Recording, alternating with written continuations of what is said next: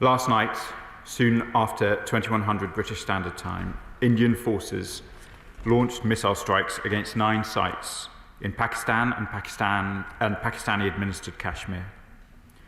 The government of India has described their actions as measured, non-escalatory, proportionate and responsible, and deliberately targeted at terrorist infrastructure.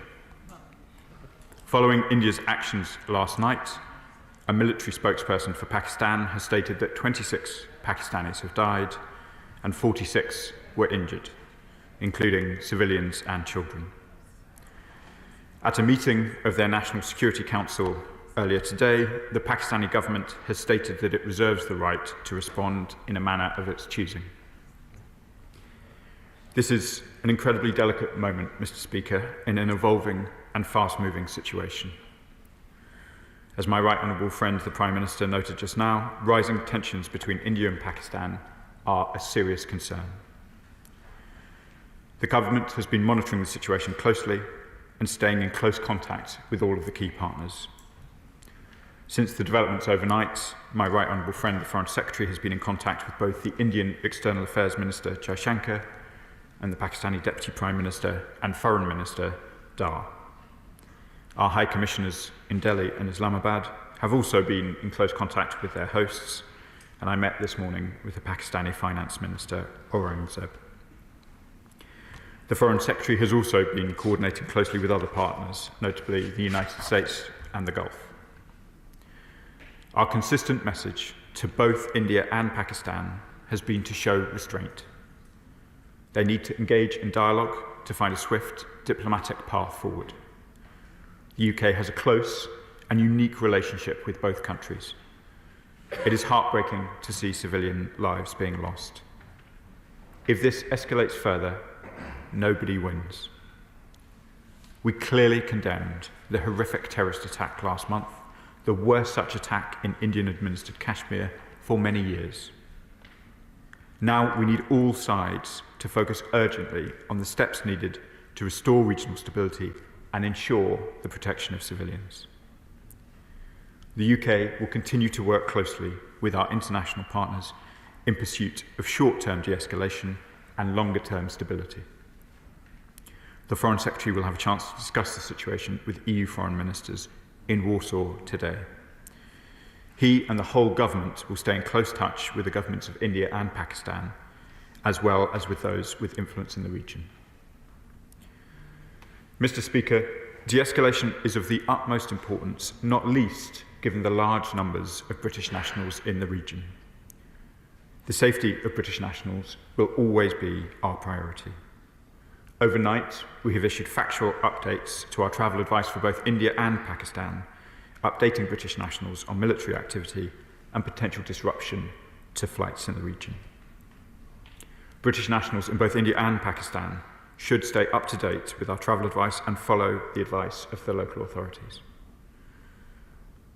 I am acutely aware, Mr. Speaker, that for many communities across the UK, and indeed members across this House, this is a very personal and sensitive situation.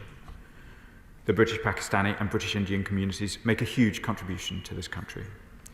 We recognise this will be a difficult time for many. We look to all community and faith leaders to spread a message that now is a time for coming together across religious and ethnic differences. Mr. Speaker, we now need to see calm heads. Britain will continue to play our full part for de-escalation and diplomacy, and I commend this statement to the House. Shadow Foreign Secretary Dave Patel. Speaker, on the 22nd of April, terrorists brutally killed 26 tourists in Vlagnum in a barbaric and savage act of violence. Most victims were killed at point-blank range by gunshots to their heads. My thoughts and prayers were with all those that are affected by this murderous, violent terrorism in Vlagnum. This was an act of terrorism, and we must reflect on the fact that Vlagnum has joined Mumbai, New Delhi and other places in India that will be forever scarred by an act of terror. Mr. Speaker, this is clearly a precarious moment, and we want to see tensions ease between India and Pakistan. We want to avoid a state-on-state military escalation. We're also clear that India has the right to take reasonable and proportionate steps to defend itself and to dismantle the vile terrorist infrastructure. We know that terrorists based in Pakistan threaten India and Western interests. It was the country that Osama bin Laden was hiding in. And because of the long history of violence inflicted by terrorists on India, the UK has in place long-standing security cooperation agreements with India. And in fact, last week in this House, I reminded the government of those long-standing security agreements, why they exist, and why they should matter to us here in the UK. Given these links, the UK government should be at the forefront of working with our friends and allies to tackle the terrorist threats that we face collectively. While I know the Minister will not be able to speak about intelligence sharing between UK and India, can he at least confirm whether our intelligence and security services have been in contact with India about the incidents that took place and are supporting their investigations? Has the government provided any specific security assistance to India in the aftermath of the terrorist attack in Kashmir? Could Britain offer specific support that might help avert escalation? Does the Minister agree with the assessment made by India that the Resistance Front, who claim responsibility for the 22nd April attacks, are a front for Pakistan-based terrorist group Lashkar-e-Taiba? Lashkar-e-Taiba are a proscribed terrorist group who have a clear history of committing acts of terror against India and have reported links to Hamas, including reports that Hamas representatives have met with them earlier this year. Can the Minister confirm if the UK government is aware of any cooperation and links between Lashkar-e-Taiba and Hamas? I asked this of the Minister last week and he did not respond, so I'd welcome an answer on this important point today. And does the Minister know which terror groups are currently operating in Pakistan and their links to other terrorist groups that threaten our interests? Last week, the Minister said we are playing our role by trying to ensure that tensions do not escalate. The British government does have a role to play and needs to leverage its influence to help ease tensions. So can the Minister inform the House what are the direct discussions that are taking place between India and Pakistan governments since those attacks 2 weeks ago? Was the UK informed in advance of the actions being undertaken, and does the Minister have a plan to support easing these tensions? The Minister is referring to the Foreign Secretary's calls with counterparts and engagement. Can he give more evidence of those discussions? Have ministers undertaken an assessment of the terrorist infrastructure based in Pakistan?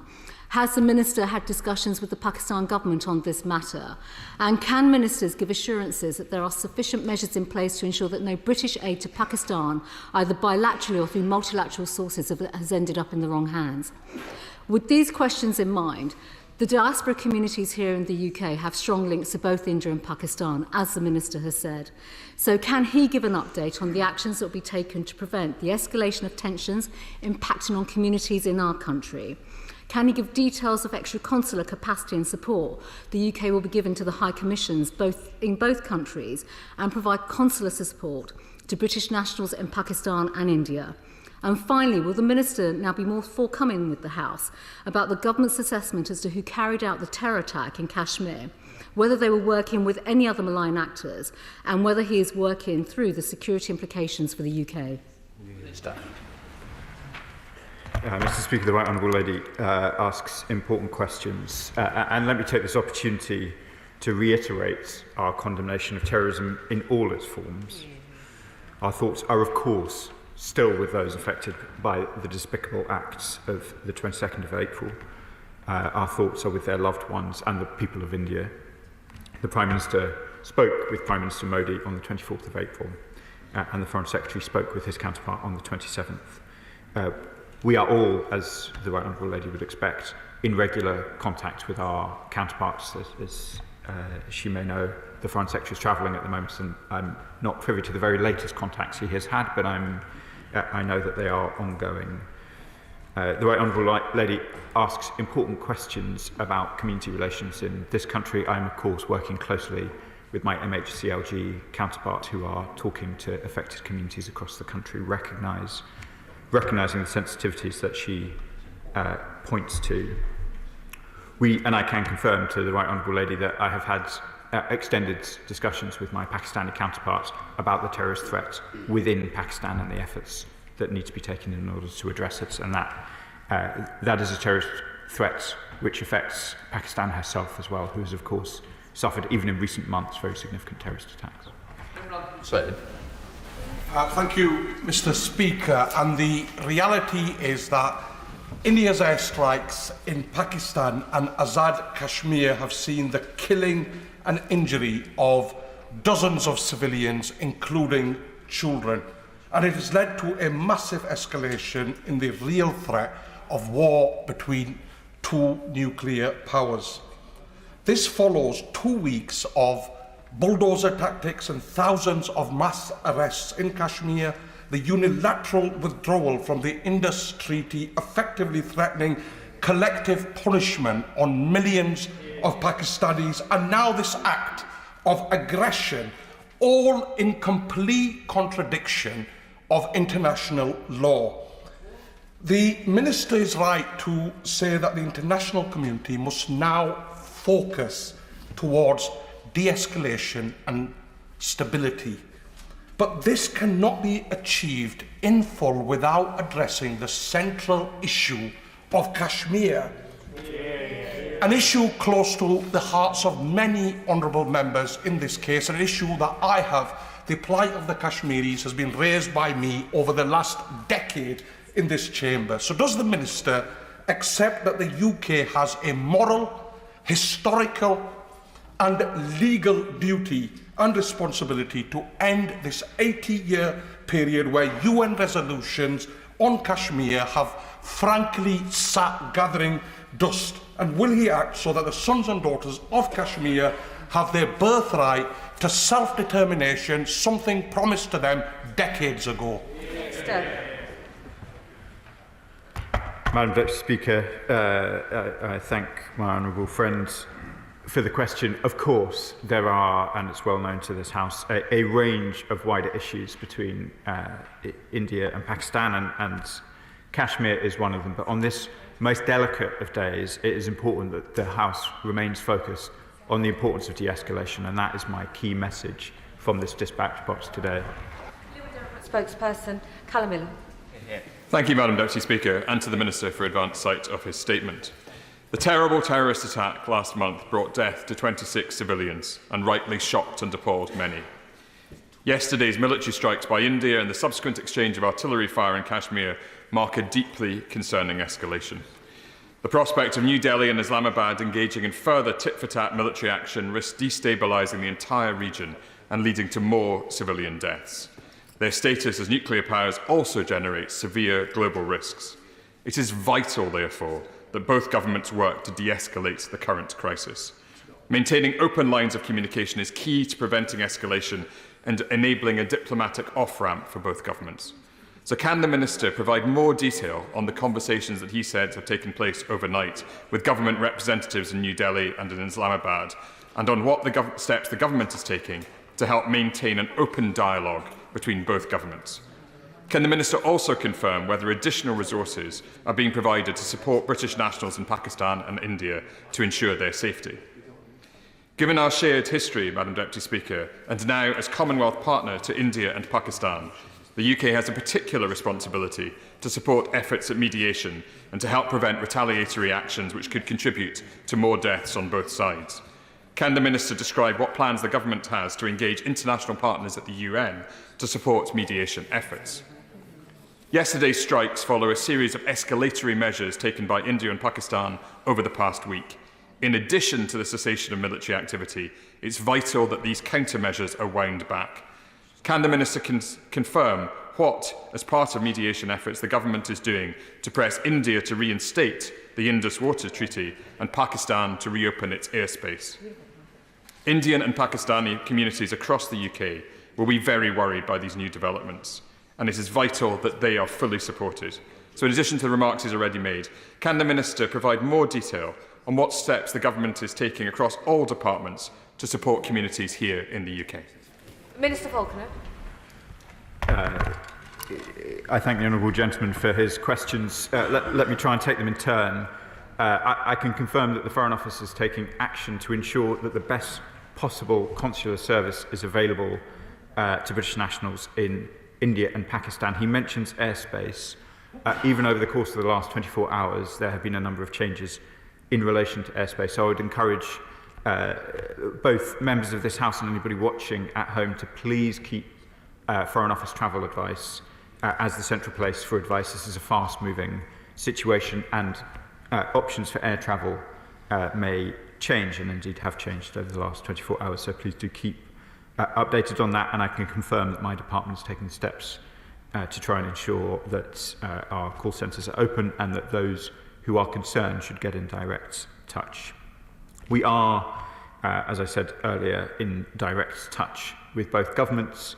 I was, as I said, with the Pakistani Finance Minister shortly before coming to this House. I won't comment in great detail about the substance of those discussions, other than to say that my key message in those engagements was the same message I just repeated to my colleague, which is now is a time for de-escalation.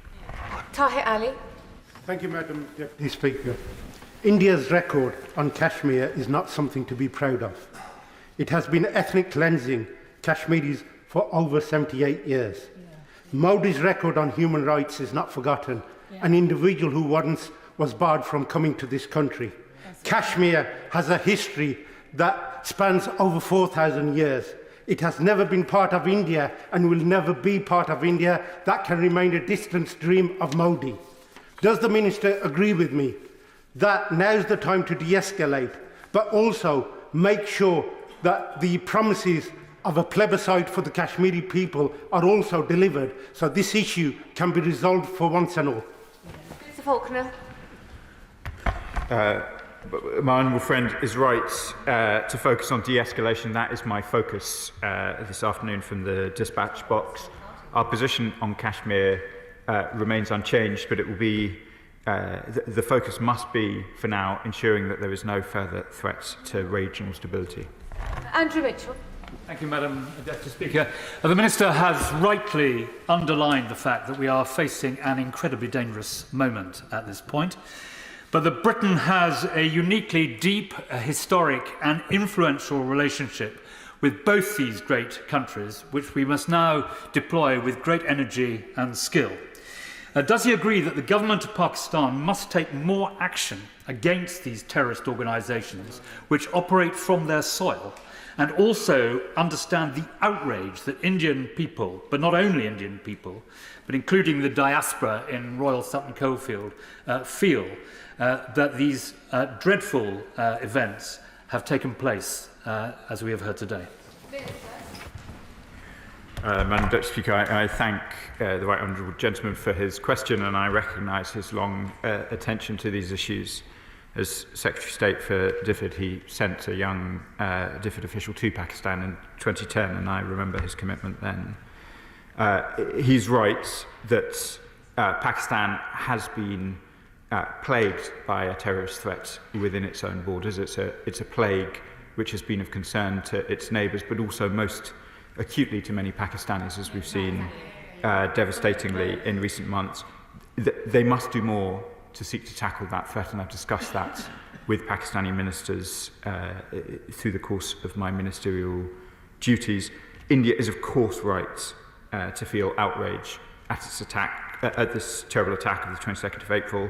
There are now civilian casualties on both sides, and it is vital that we focus on de-escalation and trying to restore calm and regional stability. Valerie Vaz.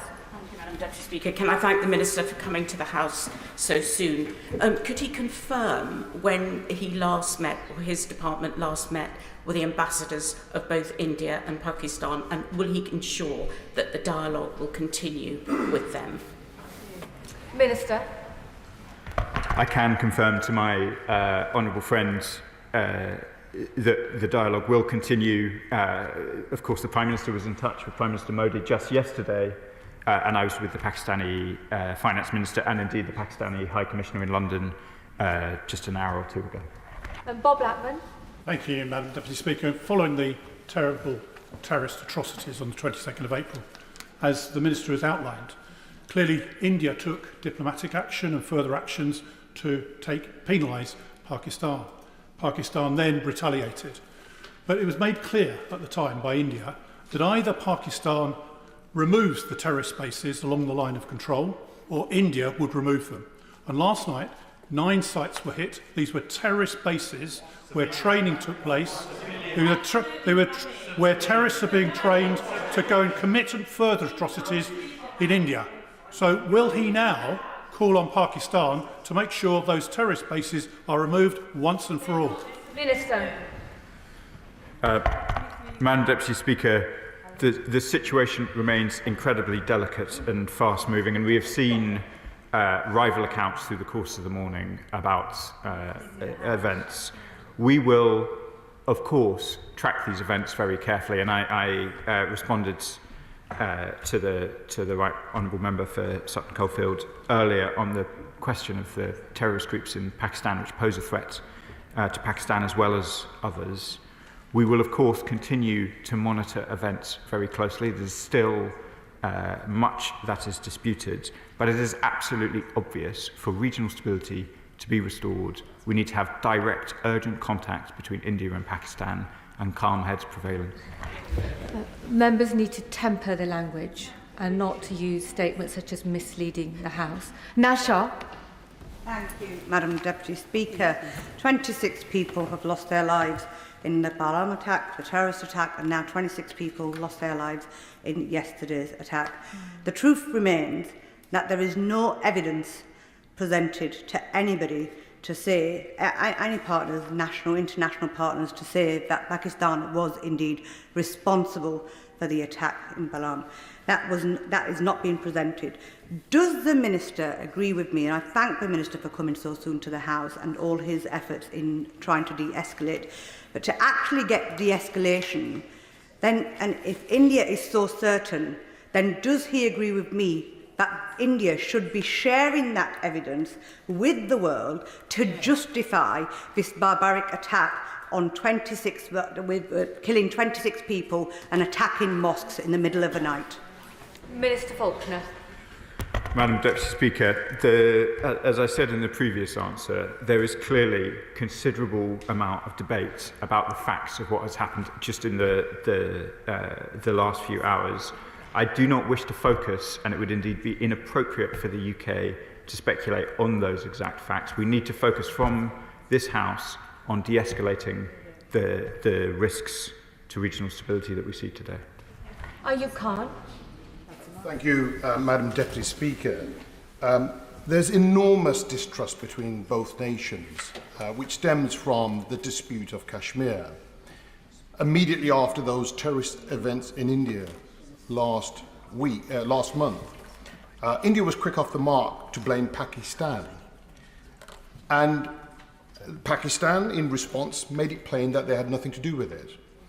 Pakistan's position is, how can terrorists travel 230 kilometers in a devastating terrain, by foot, armed, assassinate people, and in return, by foot, into Pakistan, in an area which is the most militarized zone on this planet? So it is somewhat incredulous that a blame was put on Pakistan almost virtually within an hour of this atrocity.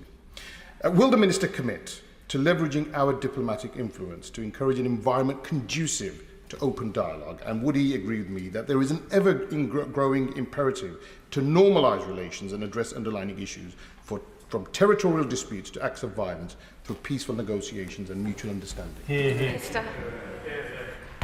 The Honourable Member is right to finish his remarks focusing on the importance of direct dialogue, which of course I support, and I won't seek to adjudicate from this dispatch box on the competing claims about the facts.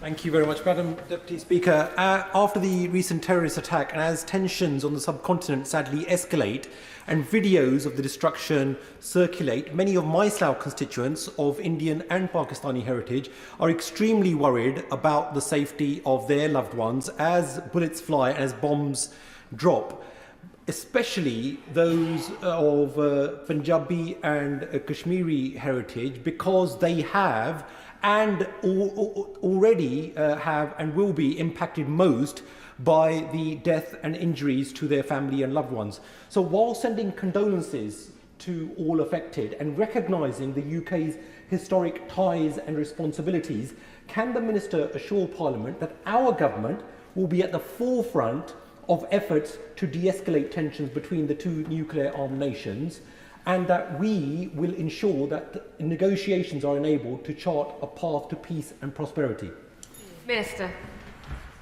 I can assure my honourable friend that we are very much involved in the efforts to try and encourage de-escalation. And for those with constituents who are either themselves or their family concerned by developments, I would encourage members across the House to point their constituents towards our travel advice, which we will keep updated as and when the situation requires. French. Thank you, Madam Deputy Speaker. The barbaric terrorist attacks in Kashmir on innocent Indian and Nepali tourists caused deep distress in my Old Bexley and Sidcup constituents, which is home to many Indian nationals and also those of Nepali nationality. I welcome the Minister's tone today about de-escalation, and I think he's getting the tone just about right. But can I also urge him to ensure that none of this escalation of tensions in that part of the world happens here in the UK, and ensure that Hindu temples in particular are offered the same funding and security that is given to mosques around the country? Minister. I thank the honourable gentleman for his measured and reasonable question. I'll take away the issue that he raises. I've been in regular contact with the Minister for Faith and Communities in the Department for Local Government, and we're discussing these issues closely, recognising the sensitivity in constituencies like the honourable gentleman's and many others that have been mentioned this morning. Stella Creasy. Thank you, Madam Deputy Speaker. The Minister will know that our British constituents with strong links to Kashmir are both horrified by the terrorist attack and also terrified by the escalation of violence that we've seen overnight, as well as the online hatred that is being fomented. 2 weeks ago, I asked the Minister about the possibility of missiles being used in escalation. We've now heard from the Indian Foreign Secretary that they believe that there are further terrorist act plans, and the Pakistani Prime Minister has called last night's events an act of war. He will be aware of the UN Security Council meeting planned for Monday. What words of comfort can he offer our constituents horrified about what will happen in the next couple of days? This government will not just push for de-escalation, but a long-term solution that guarantees the peace and security of everybody in Kashmir. Minister. I thank my honourable friends for the question and for conveying the concerns of her constituents so effectively. Regional stability is in the interests of both India and Pakistan, and indeed the UK, and it will be to those ends that our diplomacy will be focused. As my honourable friend acknowledges, my focus this afternoon is on de-escalation, but of course we're engaged with both governments on the full range of the interests engaged. Stephen Gethins. Madam Deputy Speaker, I thank the Minister for his statement. We also condemn the terror attacks, the abhorrent terror attacks, and abhor any loss of civilian life. We do have two nuclear-armed states, though, who are setting up with one another. Can the Minister assure me there's been a diminishing of the international rules-based system? In his approach to this, can he assure me that he will be stressing the importance of that rules-based system when it comes to mediating between these two parties? Minister. I can assure the honourable member that the UK remains committed in all of our interactions to emphasising the preeminent importance of international humanitarian law and a rules-based international order. Paul Wall. Madam Deputy Speaker, the murder of 26 civilians in Pahalgam was truly horrific, but India's airstrikes have resulted in the deaths of 26 civilians in Pakistan and Azad Kashmir. This cannot be a bizarre, macabre game of tit for tat, where the only people who suffer are civilians on both sides. Can the Minister reassure my Rochdale constituents, many of whom are concerned about family members, that the government is doing everything it can through its consular access and also at diplomatic level to de-escalate the situation, and also to make crystal clear to India that water cannot be used as a weapon of war against the wider people of Pakistan and Kashmir? My honourable friend is right, of course. Civilians must be protected.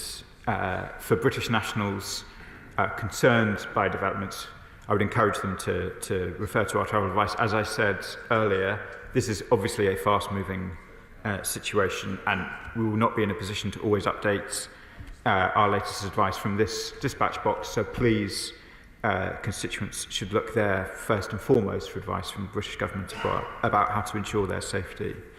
my honourable friend refers to some of the wider issues that we discussed last week, including the Indus Water Treaty, which I understand is in abeyance rather than being repealed. Some of these longer-term issues will, of course, need to be discussed. The first priority must be de-escalation. Simon Hall. Thank you, Madam Deputy Speaker. What role does the Minister envisage the Commonwealth playing to act as an honest broker in discussions between both India and Pakistan? And can he also assure the House that, given the fact that the trade deal with India was signed just yesterday, that there will be a clear demarcation of government response, and that the government doesn't feel in any way fettered as a result of that trade deal in acting as an honest broker between the two countries? It's a very important matter, and I hope he can assure the House on it. Minister.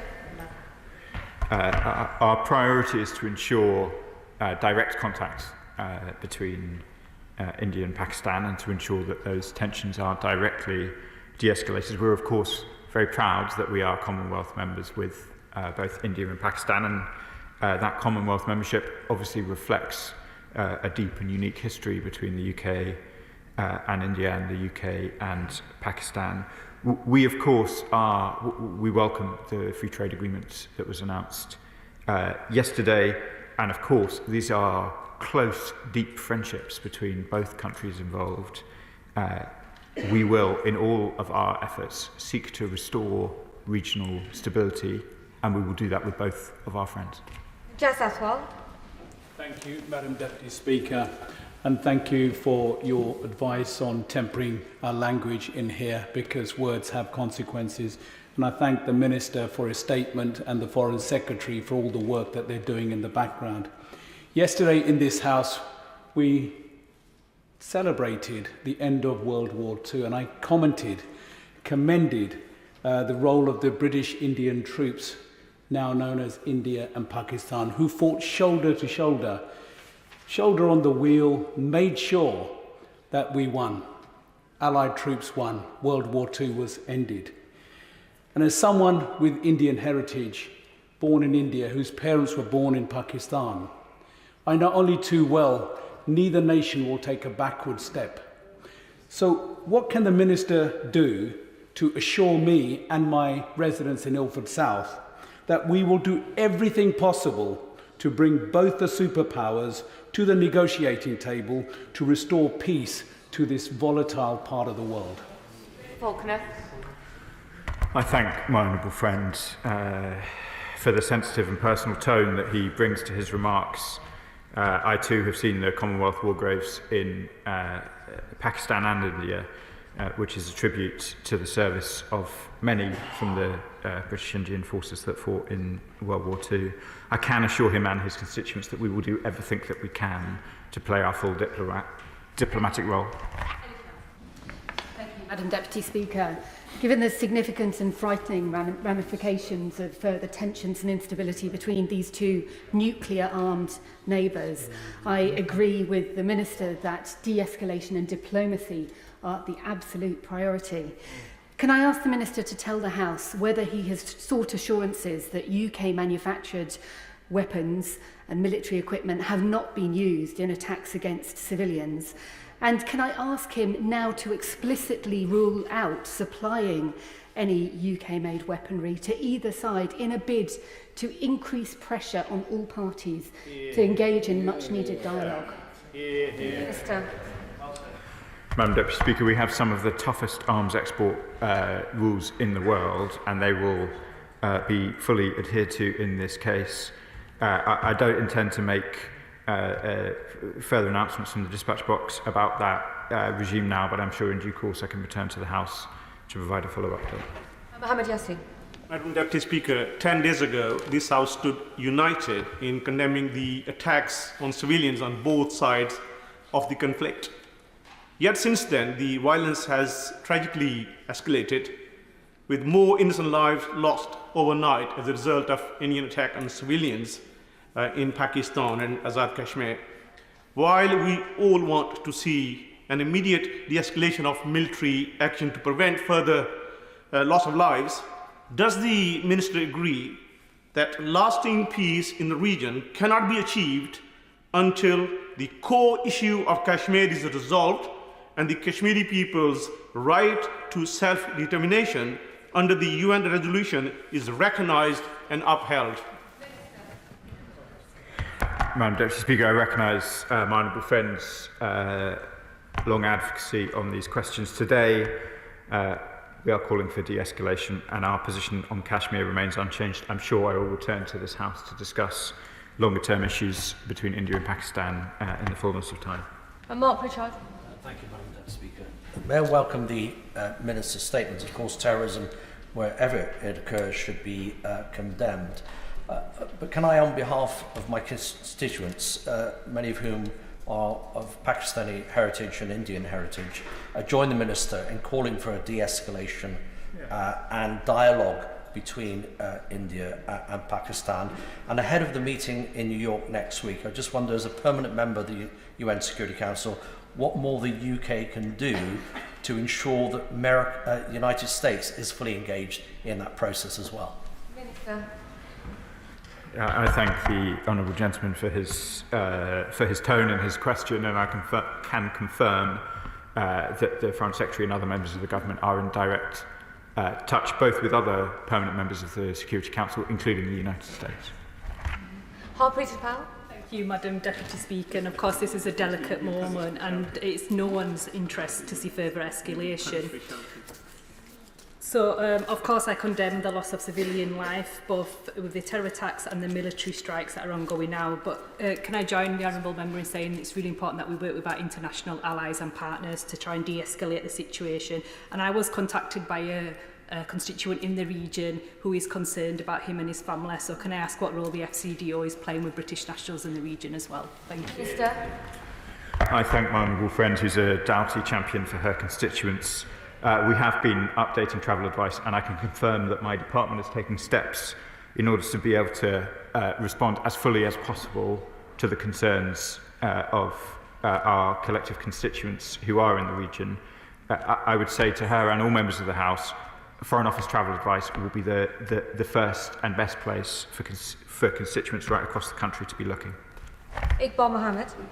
Thank you, Madam Deputy Speaker. I thank the Minister for his statement, and I associate myself with all the members of the House in the condemnation of the terror attack in Pahalgam and my concern at the military escalation between nuclear-armed neighbours, which has already resulted in the killing of 26 innocent people. I have thousands of both Kashmiri and Indian constituents. I myself am of Indian heritage. And they are absolutely terrified with what they saw last night, and they've been glued to their screens, worrying about their loved ones. The Minister has already explained what the steps the UK is doing at diplomatic level to de-escalate, but can he provide reassurance to my constituents that whatever steps the UK will take, the diplomatic steps taken will be neutral, impartial, and not favour one country over the other, and will prioritise peace and stability in the region? I thank the honourable gentleman for his question, for his acknowledgement of the importance of de-escalation. I confirm that we will be prioritising regional stability, the reasonable interests of both country and indeed the UK's interests in the region, which includes stability between the two great friends to this country. Debbie Abrahams. Thank you, Madam Deputy Speaker. And I absolutely wholeheartedly support the Minister in his calls for de-escalation. And I would also like to reiterate my condolences to the families who've lost loved ones, both in the attack last month, but in overnight as well. I represent a constituency that is about 20% Pakistani Kashmiri heritage, but I feel for our common humanity that anyone, any religious origin, anybody who's lost a loved one on either side of the line of control, that we should extend our condolences to. But could the Minister confirm, in terms of the international allies that he has been working with around trying to de-escalate tensions, And also on the security issue, given that the UNMAGIP was established back in 1951 and has a huge, extensive intelligence in the region, is he able to say whether he's been in contact with them and what they've said? Mr. Faulkner. I can confirm, Madam Deputy Speaker, that as well as the direct contact with India and Pakistan and the variety of other nations that I've mentioned over the course of this afternoon, we will continue to be in wide touch, including with colleagues in the Gulf, and I'm due to speak shortly to my Saudi Arabian counterparts as well. As this House would expect, we will be in regular and intense dialogue with all of those with an interest in the region and sharing with them our calls for de-escalation. Thank you, Madam Deputy Speaker. Does the Minister agree with me that whether it's the Nile or the Indus or anywhere else, weaponising water is wrong and that it particularly affects the world's poorest? And does he share my disappointment at the suspension of the 1960 Indus Water Treaty? And does he further share my concern that were India tempted to exploit that suspension, that China might decide to interfere with the headwaters of the Brahmaputra? Minister. Madam Deputy Speaker, the Indus River system is of enormous importance both to India and Pakistan, and it is going to be vital that all partners, all actors and international partners work towards its long-term sustainability. Thank you, Madam Deputy Speaker, and I thank the Minister for his statement on this deeply concerning matter. Given that he has already highlighted the friendship that this country enjoys with both Pakistan and India, can he provide reassurances that it is in that manner that ongoing conversations with both countries will be conducted? And can he also detail which conversations have already happened or are planned with our international allies to de-escalate the situation in this part of the region? I can confirm to my honourable friend that it will be in that spirit that we conduct our diplomatic efforts. There are many in this House who have alluded to their own family connections, either to India or to Pakistan. As I alluded to earlier, I have lived in Pakistan. It was the first lengthy overseas posting I conducted, and I know that many people right across this House feel our friendship with both India and Pakistan very deeply, and it's in that spirit that we will conduct our work. Foster. Thank you, Madam Speaker. My heart goes out to the 26 families of the tourists that were killed last month. But my heart also goes out to the 26 civilians and children that were killed in Pakistan last night. I urge the government to do all that it can to de-escalate the situation, and as such, when can the Minister confirm when our Prime Minister will speak to the Indian and Pakistani governments, in particular Prime Minister Modi? Minister.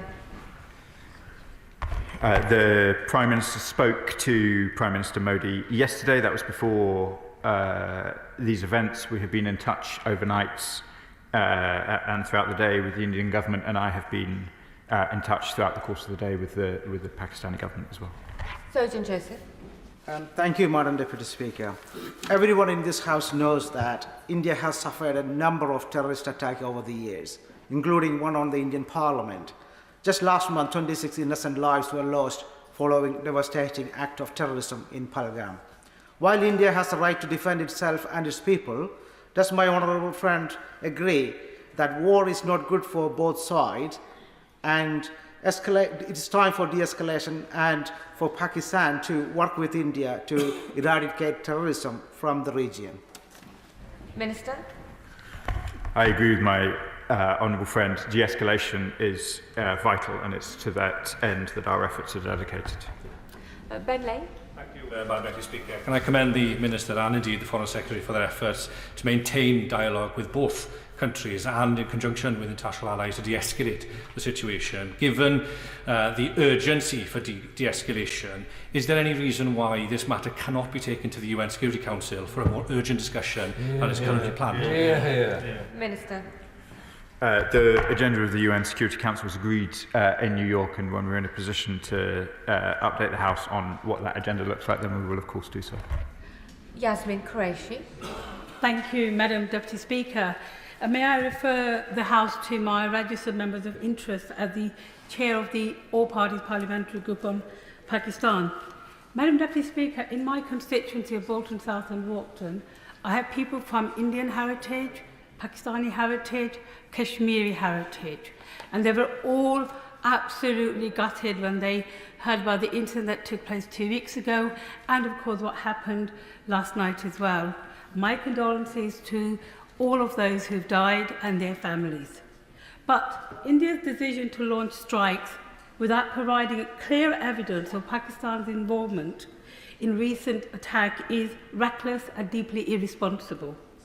Pakistan, despite being routinely blamed, has actually suffered more in terms of terrorism in the last 10-15 years than any country in the world. And even in March, there was a terror attack there. But Pakistan has responded very carefully to what's happened. What I would ask, can I ask the Minister that would he urge India to stop escalating tension and to press for credible evidence and dialogue instead of aggression? Mr Faulkner. Madam Deputy Speaker, our focus from the dispatch box is de-escalation and regional stability. My honourable friend, who's got a long commitment to these issues, is right to focus on the damage that the scourge of terrorism has caused Pakistanis as well as others, and that has been the subject of many discussions between me and my Pakistani equivalents. Pakistan herself would most benefit from the eradication of terrorism scourge within her borders. Adnan Hussain. Madam Deputy Speaker, every day we witness the collapse of international limits on force, diplomatic norms and humanitarian law. Institutions built by nations after 2 world wars to secure a more peaceful world. Now, with 2 nuclear powers clashing, an escalation that could easily trigger a 3rd world war, I ask the Minister to confirm the UK's unwavering and unconditional commitment to international law, to condemn the Indian state's offensive against its sovereign neighbour, which has claimed the lives of 26 civilians, including children. And finally, I understand members have across the House, but I wish to emphasise the paramount importance and urgency of settling the long-standing issue of Kashmir through multilateral means and under the mediation of international bodies like the UN, so that lasting peace can finally take root in the region. Minister Faulkner. Madam Deputy Speaker, as I'm sure will be clear to all members, I'm focused on de-escalation and regional stability, and of course the UK continues to stand by the importance of international humanitarian law and a rules-based international order. International humanitarian law governs the actions of all states towards necessity and proportionality, and we expect all of our friends, and indeed every nation-state, to abide by them. Jacob Collier. Madam Deputy Speaker, I represent a large Pakistani and Kashmiri community in Burton who are watching in horror and fear at the risk of further military escalation. Many have family and extended family in the region and are understandably anxious about their safety and well-being. So can I ask the Minister, what assurances can he offer my constituents that the UK is actively engaging with all international partners to support de-escalation, protect wider regional stability and protect civilian lives? Minister. I recognise the concerns that will be felt in my honourable friend's constituency as they're felt in Lincoln and elsewhere, and I can assure him and the whole House that we will use our full diplomatic weight to try and ensure de-escalation in the region. Jim Shannon. Thank you, Madam Deputy Speaker. Can I thank the Minister for his statement? On my heart, as in others, is the loss of innocent life, and condolences to go to all of those who grieve today. Just a very salient reminder, Madam Deputy Speaker, in I Baptist Church in Newton Ards, a few weeks ago the pastor told us there were 67 wars in the world, so it totally is a world at war. With news reports this morning that up to 5 Indian Air Force planes may have been shot down, the escalation of this situation is clear and indeed incredibly worrying. Does the Minister believe that we can successfully intervene and negotiate peace? And what assessment has been carried out with regards to the nuclear capacity to ensure global security? Thank you. Sir. Madam Deputy Speaker, the Honourable Gentleman asks important questions. The UK's goal is de-escalation, to try and ensure that we return to regional stability, and the other issues between India and Pakistan, which have been long discussed in this House, are important questions to which we can return. But today, the focus must be on de-escalation. Final question, Matt Turn. Thank you very much, Madam Deputy Speaker. And I thank my right honourable friend for his statement and the sympathy that he has shown to those affected in these tragic events. Residents in my constituency of Watford, which has a large Pakistani and Kashmiri community, are really looking for leadership from the government. They have family and friendship networks that are deeply affected in the areas attacked last night. Now, we all recognise how sensitive and delicate the situation is and the need for calm thinking and dialogue. I wonder, will he outline a little more the actions that the government is taking to help reduce tensions and de-escalate the risk in the situation? Minister. I thank my honourable friend for the question and the concern he shows for his constituents in Watford. As I've said, we're in regular touch with all those states with an interest, and indeed with the two parties themselves, and we will continue to be so. That is the end of the statement, and I'll allow the front benches a few moments to swap over. Point of order. Point of order, Louis French. Thank you, Madam Deputy Speaker. This morning we learned that Labour's choice of their football regulator, David Cogan, made personal donations to both the Prime Minister and also the Culture Secretary. Shame.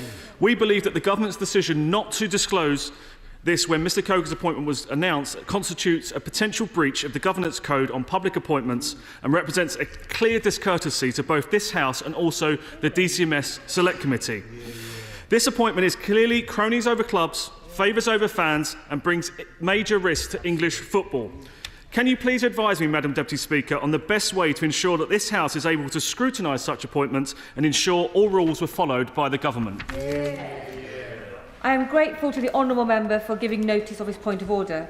The Chair is not responsible for public appointments or for the pre-appointment hearing process, but he has put his point on the record, and he might like to raise it with the honourable member for Gosport, who chairs the Culture, Media and Support Committee, who I see is in the chamber as well. OK, we will now continue with the point of order. Thank you, Madam Deputy Speaker. The Financial Times reported this morning that the Paymaster General has confirmed the UK is looking to set up a youth mobility scheme with the EU.